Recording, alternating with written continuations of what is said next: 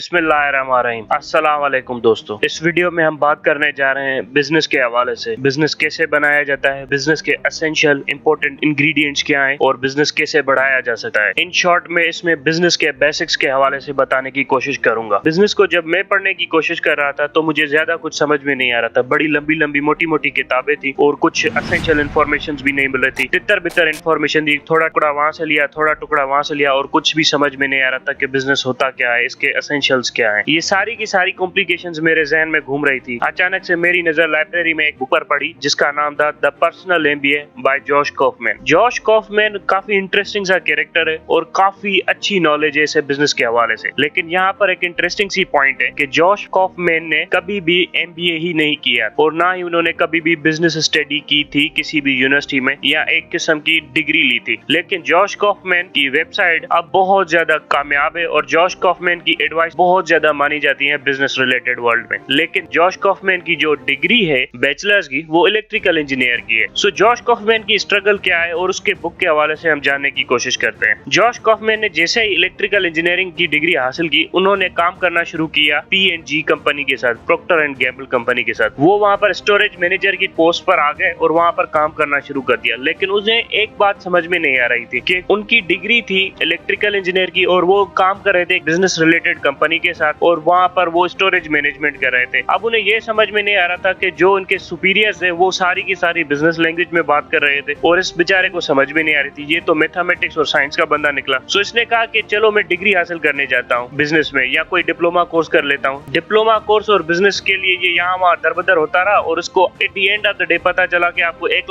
लाख पड़ेंगे अगर आप बिजनेस की डिग्री हासिल करना चाहते हो या कोई शॉर्ट टर्म डिप्लोमा कोर्स करना चाहते हो। तो जॉश कॉफमैन ने कहा कि मेरे पास इतने पैसे तो नहीं है कि मैं ये सब कुछ कर सकूं। सो उसने क्या किया कि कुछ बुक्स उठाए और उसमें पढ़ना शुरू किया। उस बुक्स में पढ़ते पढ़ते वो भी एक बंदे के ऊपर आकर अटक गया जो वॉरेन बफेट का साथी था। वो वर्ल्ड वॉर 2 में लड़ चुका था एज अ सोल्जर। उस बंदे को बिजनेस के बारे में कुछ भी नहीं पता था, लेकिन उसके पास एक ऐसे किस्म का IQ था या मेंटल मॉडल था जो बिजनेस को बड़ी अच्छे तरीके से समझ लेता था। कोई भी डील 10 से 15 मिनट के अंदर वो एनालाइज कर लेता और उसके बाद बता देता वॉरेन बफेट को, जो बर्कशायर हैथवे का मालिक था, ये डील हमारे फेवर में है या नहीं है। सो वो 15 से 20 मिनट में ही एक डील को समझ जाता। ये मेंटल मॉडल उसके पास कैसे आया? तो जॉश कॉफमैन को पता चला कि चार्ली मंगर ने ये मेंटल मॉडल हासिल किया था बुक्स के थ्रू। अपने आप ही बुक्स पढ़ता रहता और उसके बाद कोई ये मेंटल मॉडल हासिल हुआ। सो जॉश कॉफमैन ने भी यही डिसाइड किया कि मैं बहुत सारे बुक्स पढ़ता हूँ। सो जॉश कॉफमैन ने धीरे धीरे सारे बुक्स पढ़ना शुरू किए और at the end of the day with in 2 to 3 years वो तकरीबन बिजनेस के बुक्स पढ़ चुका था। लेकिन ये सारे बिजनेस के बुक्स पढ़ने के बाद उसको एक पैटर्न नजर आया। उसको यही समझ में आया कि तमाम तर बुक्स में सेम ही बात की जा रही है लेकिन डिफरेंट एंगल से की जा रही है। और फिर उन सारे पैटर्न्स को समझने के बाद जॉश कॉफमैन ने अपनी ही एक बुक लिखी जिसका नाम दिया उसने the personal MBA. Josh Kauffman बताता है किसी भी बिजनेस के 5 बेसिक्स होते हैं। एक होता है वैल्यू क्रिएशन, दूसरी होती है मार्केटिंग, तीसरी होती है सेल्स, चौथी होती है वैल्यू डिलीवरी और पांचवी होती है फाइनेंसेस। आइए इनको मिलकर डिस्कस करते हैं कि ये क्या कहता है। वैल्यू क्रिएशन में जॉश कॉफमैन बताता है कि जब तक आप कोई ऐसी चीज नहीं क्रिएट कर रहे हो या कोई ऐसी वैल्यूएबल चीज नहीं बना रहे हो जो दूसरों की डिमांड में हो, तब तक वो आपकी एक हॉबी है। अगर आप कोई ऐसी चीज क्रिएट कर रहे हो जिसे आप बेच सकते हो और जिससे दूसरों को फायदा होता है और जो दूसरे डिमांड कर रहे हैं, वो आपका प्रोडक्ट है, वो आपकी वैल्यू क्रिएशन है। जैसे फॉर एग्जांपल मैं ये यूट्यूब चैनल चला रहा हूँ, इसमें मैं कुछ वीडियोस डालता हूँ, ये मेरी हॉबी हो सकती है तब तक जब तक मेरा चैनल मोनेटाइज नहीं होता। जैसे ही मोनेटाइज हो जाता है उसके बाद मेरी ये एक वैल्यू क्रिएशन सी हो जाती है और जो मुझे पैसे बना कर दे रही है। और इस वैल्यू क्रिएशन में उसने काफी ज्यादा डिटेल्स दी हुई है कि आप वैल्यू क्रिएशन कैसे कर सकते हो, कौन से ऐसे सेक्टर है जहां पर आप वैल्यू क्रिएशन करते हो, कैसे कर सकते हो, कैसे अपनी वैल्यूज की डिमांड बढ़ा सकते हो, ये सब कुछ उसने बताया। दूसरा एसेंशियल आइटम उसने बताया है मार्केटिंग। मार्केटिंग के बारे में ये कहता है कि अच्छे से अच्छा प्रोडक्ट भी नाकाम हो जाता है अगर उसको बैड मार्केटिंग दी जाए और बुरे से बुरा प्रोडक्ट भी कामयाब हो जाता है अगर आप उसकी मार्केटिंग अच्छी करो। मार्केटिंग के इतने अच्छे डायनामिक्स होते हैं बिजनेस के अंदर। अगर आपने कोई प्रोडक्ट बनाया, जब तक दुनिया को पता ही नहीं है कि ये प्रोडक्ट अवेलेबल है दुनिया के अंदर, तो फिर वो दुनिया खरीदेगी कैसे? इसीलिए किसी भी प्रोडक्ट को बहुत अच्छी मार्केटिंग की जरूरत पड़ती है ताकि दुनिया को पता चल जाए कि ये प्रोडक्ट उनके पास है और वो बाय करना शुरू करें। फिर आता है सेल्स। सेल्स बड़ा ही ट्रिकी सा क्वेश्चन है द पर्सनल एमबीए बुक में। सेल्स का मकसद ये नहीं होता कि आप बस चीजें फेंकना शुरू कर दो और बेचना शुरू कर दो। सेल्स का मकसद ये होता है कि आप एक किस्म की सेंस ऑफ ग्रेटिफिकेशन दे रहे हो, आप एक किस्म की मतलब वैल्यू एडिशन कर रहे हो एक बंदे के स्टेटस में। सेल्स में आप कभी कभार बंदे बंदे का इमोशंस भी यूज करते हो। वजह ये होती है कि फॉर एग्जांपल आप एप्पल की कार बेच रहे हो या एप्पल की सेलफोन बेच रहे हो, तो एप्पल और सैमसंग की सेलफोन ऑलमोस्ट सेम ही होती है, लेकिन एप्पल के साथ एक ब्रांड अटैच होता है कि ये बड़ी आला क्वालिटी की चीज है, बड़े लोगों के पास होती है, स्टेटस होता है, इमोशन होता है, इससे आप अपनी सेल्स मैनेज करते हो। और सेल्स मैनेज करने का जो सिंपल सा ट्रिक इसने बताया हुआ है बुक में, वो ये है कि अगर आपको कोई चीज बेचनी हो तो 100 बंदों के पास जाकर बेचने की कोशिश करो। आपसे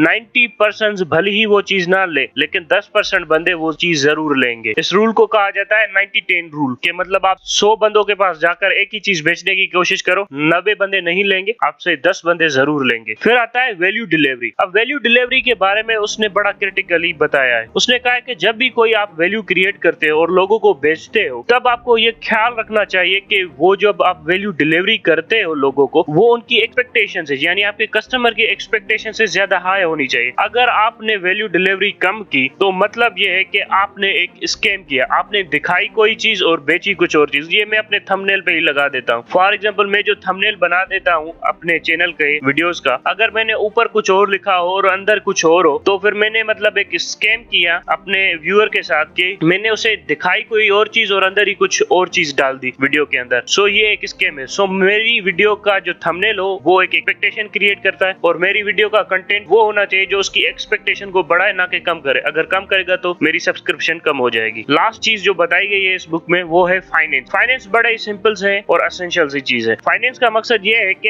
आप जितना पैसा लगा रहे हो बिजनेस को चलाने के लिए, उससे ज्यादा बिजनेस को पैसा जनरेट करना चाहिए। मतलब आपके पास प्रॉफिट होना चाहिए। अगर आपके पास प्रॉफिट नहीं होगा तो बिजनेस आपका शट डाउन कर जाएगा। सो फाइनेंस को मैनेज कैसे किया जाता है, फाइनेंस कैसे बैलेंस में रखा जाता है, कैसे डेटा शीट्स बनाई जाती हैं, कैसे उनकी एनालिसिस की जाती है, ये सारी की सारी चीजें इस बुक में अवेलेबल है। और इस बुक के 200 पेजेस के बाद एक और अच्छे चैप्टर आते हैं जो आपके मेंटल मॉडल और आपकी साइकोलॉजी से डील करते हैं। मुझे सबसे ज्यादा पसंद इस बुक के वही हिस्से आए हैं जिसपे आपकी साइकोलॉजी और आपकी मेंटल मॉडलिंग पर काम किया गया है। वो आपको आपके जहन के बारे में समझने में काफी ज्यादा मदद करते हैं कि आपका जहन कैसे काम करता है, आप कैसे चीजों को देखते हो, आप कभी कभार कैसे छोटे विजन के मालिक बन जाते हो और कभी कभार कितना विजन आपका बड़ा हो सकता है डिपेंडिंग अपॉन द सिचुएशन। वो सारे के सारे मेंटल मॉडल्स में अब किसी और वीडियो में कवर करने की कोशिश करूंगा, छोटे छोटे शॉर्ट्स बनाकर उसको कवर करने की कोशिश करूंगा। ये बुक काफी इंटरेस्टिंग सी है। अगर किसी को बिजनेस की एबीसी भी नहीं आती और वो जानना चाहता है विद इन वीक या 2 वीक्स के अंदर के बिजनेस क्या होता है, कैसे चलाना चाहिए, कौन से ऐसे टिप्स हैं जिसमें मैं बिजनेस को मैनेज कर सकता हूँ, मैं रिकमेंड करूंगा ये बुक पढ़ ले। इस बुक में काफी इंटरेस्टिंग से टिप्स भी दिए गए हैं और काफी अच्छे सॉल्यूशंस भी दिए गए हैं अगर आपको कोई बिजनेस करने में प्रॉब्लम हो रही है। और जो सबसे इंपॉर्टेंट चीज है वो आपकी साइकोलॉजिकल प्रिपरेशन करने के लिए भी ये बुक काफी अच्छा है। अगर आप किसी डिप्रेशन में हो और आपको चीजें समझ में नहीं आ रही, आप एंजाइटी में हो, तो इस बुक के जो लास्ट वाले पोर्शन है जो आपकी साइकोलॉजी से डील करते हैं, ये उनको भी अच्छी तरीके से ट्रीट कर सकता है। Thank you very much.